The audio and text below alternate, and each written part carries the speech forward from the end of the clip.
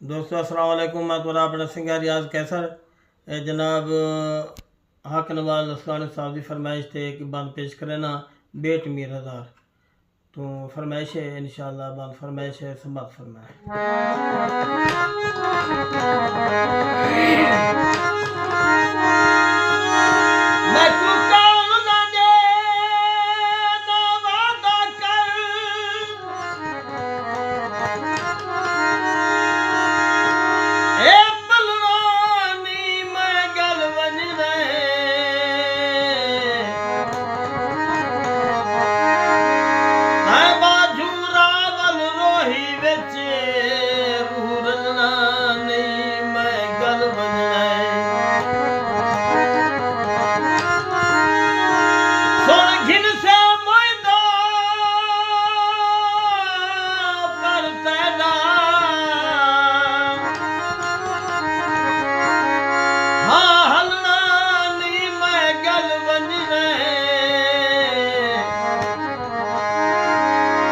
बस तारक वंजन न ॾेंदी मैं